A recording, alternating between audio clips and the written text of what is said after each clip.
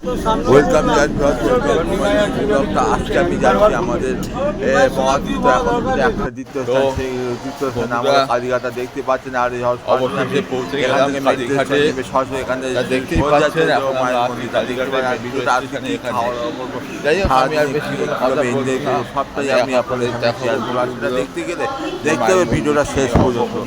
দেখুন যথারীতি সময় আমি আরো একটা কথা বলি, এমন একটা দেখতে হবে মহালয় কিং মানে মহালয় মহারাজা শ্রী শ্রী মাননীয় বীরেন্দ্র কৃষ্ণ ভদ্র মহাশয়ের জন্মদিন। আর এই যে এখানে দেখতেই পাচ্ছেন একটা জগন্নাথ দেবের বিগ্রহ, কত সুন্দর লাগছে।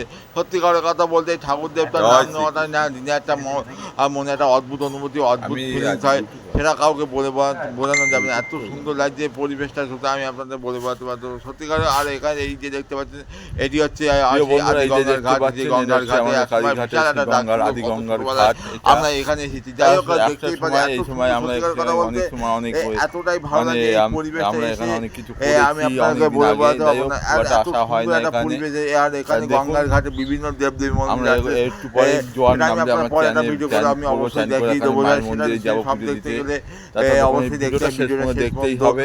দেখুন কত সুন্দর একটা পরিবেশ, দেখুন এত ভালো লাগছে, এত সুন্দর একটা পরিবেশ বলে বোঝাতে পারবো না। এই একসময় আদি গঙ্গাটা খুব ডাক ছিল, কথা একটা পুরাণে উপস্থিত আছে। ভগীরথ কিন্তু এখানে সবথেকে বড় কথা হচ্ছে কুমার স্বামীর ইতিহাস কিন্তু এই আদি গঙ্গার ঘাটেই হয়। যাই হোক আমি এখান থেকে চান্দান করে যথারীতি মায়ের মন্দিরে পুজো দিতে চলে যাবো। তা দেখতে দেখলে আমাদের একটা প্রাণ জুড়ে যায়। যাই হোক একটা পরিস্থিতির কারণে হয়তো এটা হয়ে গেছে এখানে। শুধু আমি একটা কথা বলতে আমি চাই, দেখো তারপরে কি কি হবে মায়ের মন্দিরে পুজো দেওয়া। যাই হোক মায়ের মন্দির পুজোটা কতখানি জায়গাতে পারবো আমি জানি না, কারণ ওখানে মন্দির ভিতরে আমাদের ক্যামেরা নিষিদ্ধ আছে। যাই হোক যত সম্ভব চেষ্টা করবো যে একটা ভিডিওটা দেখানো। এত সুন্দর পরিবেশ তা দেখুন আর কি কি করবো অবশ্যই ভিডিওটা শেষ পর্যন্ত সেটা পরে একটা ভিডিও আমি আবার ভালো থাকবেন। আর আমার চ্যানেলটিকে ভালো লাগে লাইক করুন, এত সুন্দর একটা পরিবেশ। আর তোমরা কার এই যে তারকেশ্বর মন্দির চলে যাবেন, কত সুন্দর। হর হর মহাদেব। আর সবথেকে বড় কথা তোমরা কে কে শ্রাবণ মাসে তারকেশ্বর যাচ্ছ অবশ্যই কমেন্ট করে জানাবে। তার সবাইকে শুভেচ্ছা রইল, সবার যাত্রা শুভ হোক। পূর্ণিমার শুভেচ্ছা রইল। বন্ধুরা দেখুন অবশেষে আমি মায়ের মন্দিরে মায়ের দাদা পুজোর লাইনে যাই হোক তোমাদের কোথায় কি পুজো দিচ্ছ অবশ্যই এত ভিড়, এত মানুষ ভালো করে জানাবে। এরপরে ভিডিও ভিতরে ভিডিও দেখাবো যদি সম্ভব হয়। সবাই ভালো থাকবে। আর যাই হোক আমি আর বেশি কোনো কথা বলবো না, সরাসরি আমি আরো মন্দির চলে যাবো। দেখো এত বড় কথা দেখতে পাচ্ছ মায়ের মন্দিরে এই লম্বা লাইন, এত ভক্ত খাওয়া দাওয়া করছি, সব দেখাবো এই ভিডিও মধ্যে সবটা দেখুন।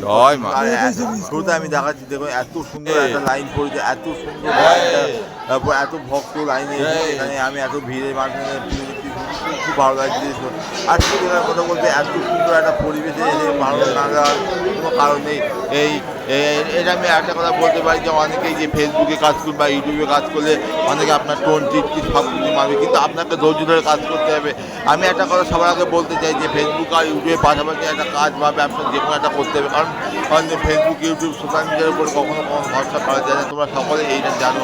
যাই হোক আমি আর বেশি কোনো কথা বলবো না। দেখতেই পাচ্ছি যে এই জায়গাগুলো দেখতেই পাচ্ছি এত সুন্দর, এত ভালো লাগে যে মায়ের মধ্যে সামনে যে নাটকটা কত সুন্দর করেছে।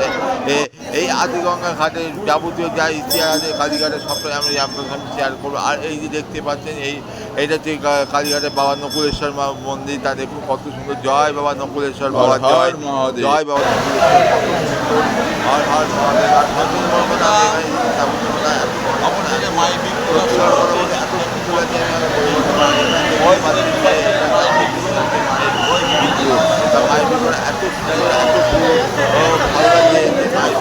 আমি